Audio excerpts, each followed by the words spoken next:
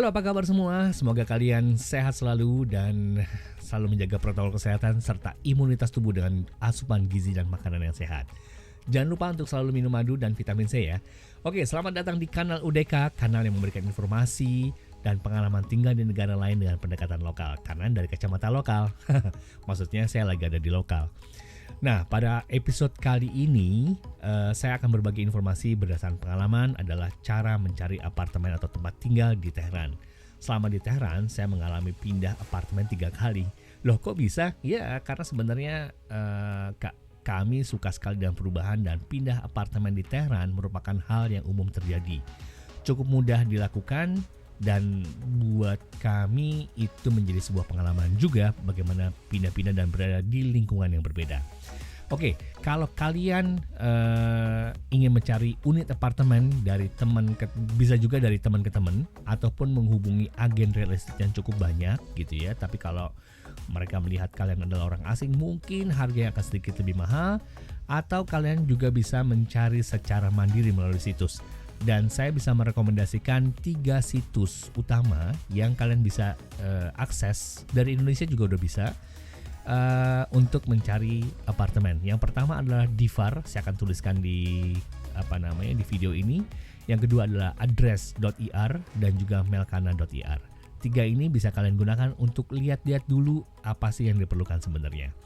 Nah, memang situsnya berbahasa Farsi, namun bila menggunakan browser seperti Google Chrome, maka bisa dibantu dengan translate-nya walaupun tidak sesempurna tapi bisa dimengerti. Yang perlu diperhatikan lagi adalah terminologinya yang saya bilang tadi. Kadang yang nyewain apartemen lagi nggak butuh duit bulanannya. Kenapa sih? Karena dia tidak ada di Tehran. Dan mereka lebih mementingkan uang depositnya dibayarkan di muka karena menjadi uang cash buat mereka. Nah, namun bila dibagi nanti dengan jangka waktu 12 bulan, maka sewa bulanannya menjadi sangat murah sekali dan memang banyak yang juga terjadi seperti itu.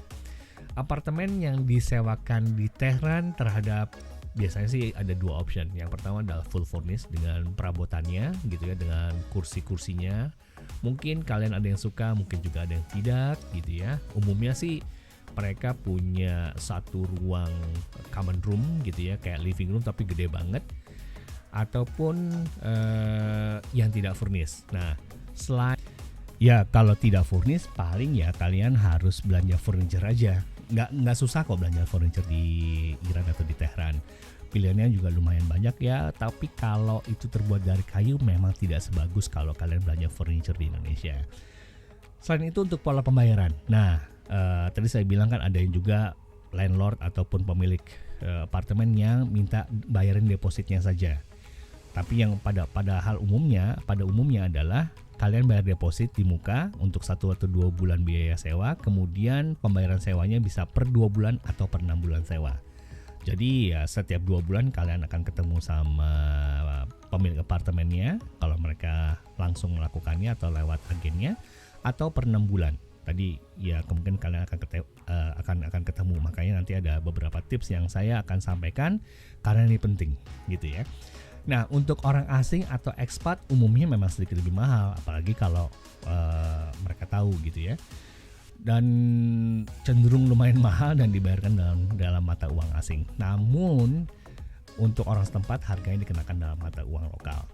Bila kalian mencari apartemennya sebelum kalian tiba di Iran, biasanya lebih sulit karena waktu itu kita sulit banget untuk mencari reference.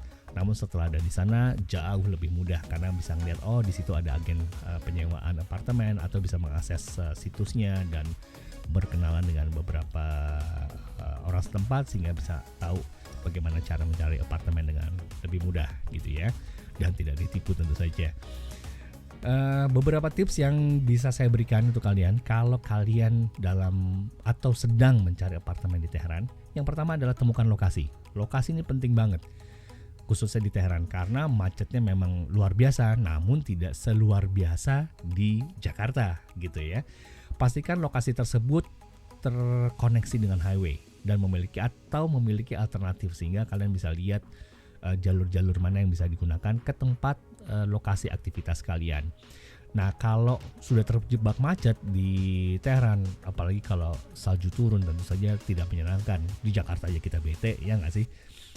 Yang keempat adalah kalian kalau bukan penduduk asli, kalian bisa milih full furnish. Jadi tidak perlu membeli perabotan yang demikian banyak, khususnya yang berat-berat seperti sofa, tempat duduk, tempat tidur, kasur, mesin cuci, dan kulkas ya. Barang-barang itu kalau merek Iran mungkin tidak terlalu mahal, namun harganya hampir mirip kalau kita beli merek-merek seperti merek Korea atau merek Jepang. Namun kalau di sana mungkin saat ini agak mahal. Dan yang kelima adalah pastikan kalian ketemu pemiliknya. Nah, ini penting banget karena tadi kalian akan ketemu per 2 bulan atau per 6 bulan untuk ketemu bayar sewanya. Pastikan kalian ketemu dapat semesternya, karena kalau enggak, apalagi orangnya ngeselin rese, pasti males banget ketemunya ya kan. Kalau kita kemarin yang pertama kita tinggal di apartemen pertama tuh sangat baik banget. Dia pernah tinggal di Inggris dan dia kembali dengan keluarganya, dan memang setiap bulan saya ngopi bareng sama dia gitu. Nah, yang tidak kalah pentingnya yang keenam adalah lihat juga tetangganya. Di calon apartemen yang akan kalian sewa, lingkungannya kayak gimana, mereka bisa menerima kehadiran orang asing atau tidak, anti orang asing apa tidak, khususnya kita dari Asia, karena orang Iran ini jarang banget juga ketemu sama orang Asia.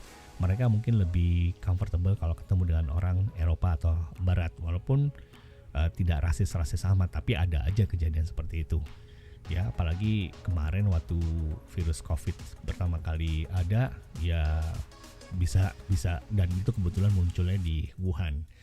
Yang ketujuh adalah tidak kalah penting adalah memastikan bahwa gedung apartemen atau unit yang kalian sewa bisa sesuai dengan kebutuhan kalian. Apakah untuk pasangan orang dewasa ataukah untuk keluarga, punya bayi atau enggak. Jangan sampai tetangga kalian berkeluh kesah ya, komplain mendengar bunyi langkah dari tetangga di atasnya atau di sampingnya gitu. Yang kedelapan adalah memiliki tempat parkir dan juga gudang penyimpanan. Ini juga penting gitu ya, karena kalian kalau punya mobil ataupun ada perabotan yang tidak sesuai dari si pemilik apartemen, kalian bisa taruh di sana. Atau kalian beli sepeda untuk anak atau kalian sendiri masih punya tempat penyimpanan yang proper sehingga tidak perlu dibawa ke apartemen. Dan yang terakhir adalah apakah dekat dengan toko-toko groceries untuk kebutuhan hari-hari seperti beli sabun mungkin, atau beli sayuran, toko daging, toko buah. Kami akan ngebantu banget kalian dalam mengelola kehidupan supply chain dalam asupan gizi selama tinggal di apartemen tersebut.